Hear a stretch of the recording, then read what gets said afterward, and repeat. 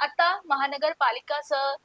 ने जे सांगितलं होतं, की पावसाळ्यात काही पण गटर नाही ओव्हरफ्लो होणार, वॉटर फ्लोटिंगची प्रॉब्लेम नाही होणार. पण असं चित्र काही दिसत नाही. त्यावर तुमचं काय मत आहे?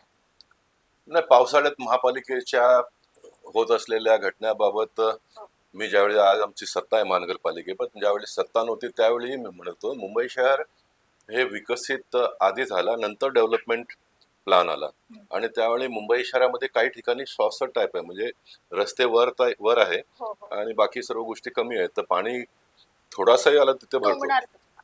भरतो प्रॉब्लेम काय झाला का आपण राजकीय दृष्टीने आमची सत्ता आली का आम्ही विरोधकांवर टीका करत असतो, त्यांची सत्ता असली का एकमेकांवरती आम्ही टीका करत असतो. ह्यामुळे लोकांकडे जे वास्तविकता आहेत, वस्तुस्थिती आहे, ते जात नाही आणि त्यामुळे सर्व हे घोळ सुरू होता आणि आताही काही प्रमाणात आहे असं आपण समजून घेऊया.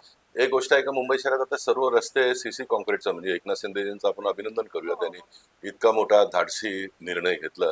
त्यामुळे येणाऱ्या 2-3 वर्षामध्ये सर्व रस्ते कॉन्क्रिटाईज होणार आणि काही प्रमाणात हे पाणी बिणी भरणं किंवा रस्त्यावरचे खड्डे कमी होऊ शकतो.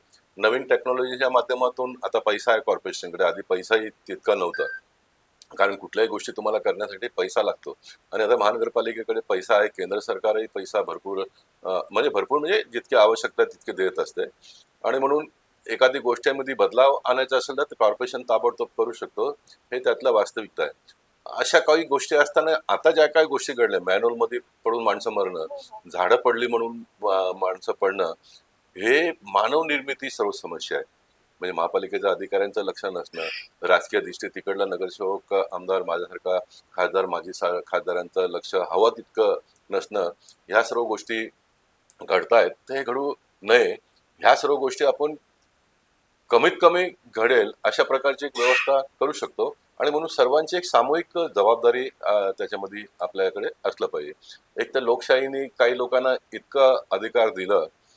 आता पावसाळ्यापूर्वी एखादा झाडाचा फांदी जर कापलं तर हे जे ग्रीन रिव्हॉल्युशन मध्ये काम करतात एन्व्हायरमेंटलिस्ट आहेत, ते लोक नाकेनऊ आणतात आणि जितकं नगरसेवक आमदार खासदारांना प्रशासन घाबरत नाही तेवढं तेवढं तितकं त्यांना. त्यांना घाबरते. हे लोक न्यायालयातही गेलं तर ह्यांची सुनावणी सुद्धा खूप लवकर होत असते, चांगली गोष्ट आहे. परंतु कधी कधी अनावश्यक लोकांचाही ऐकलं जातो, त्याच्यामध्ये ह्या सर्व गोष्टी घडत असतात. या सर्व गोष्टी घडत असतात. आता सीसी रोड करत असताना बाजूला झाड असलं तर तो रोड बनवणारा कॉन्ट्रॅक्टर असतो, त्याला त्या झाडाचे काही घेणं देणं नाही, तो आपल्या कामात पडलेला आहे.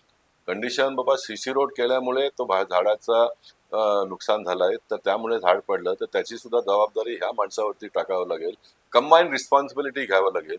आता जबाबदारी आणि कारवाई करणं म्हणजे सर्वांना पकडून जेलमध्ये घालणं हाच एक कारवाई होत नाही.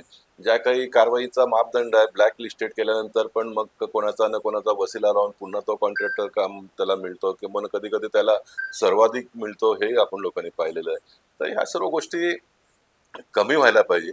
राजकीय प्राणी जे आमचे सारखे आहेत त्यांनी हे लक्षात घ्यायला पाहिजे, आपण कोणासाठी काम करतो, आपण कशासाठी काम करतो, ही जबाबदारी आपल्याला कोणी कशासाठी दिली आहे. हे इतक्या 2-4 गोष्टी जर लक्षात आलं तर मोठ्या प्रमाणात आपण समाजामध्ये बदल घडवून आणू शकतो आणि ज्या काही घटना घडतायत त्याच्यामध्ये आपण खूप कमीपणा आणू शकतो. टोटलिटी मध्ये कमी होईल असं कोणी अपेक्षा करणंही चुकीचं असेल आणि आमच्या सारख्यांनी दावा करणंही चुकीचं होईल, परंतु कमीत कमी आपण करू शकतो ह्यासाठी प्रयत्न केला पाहिजे.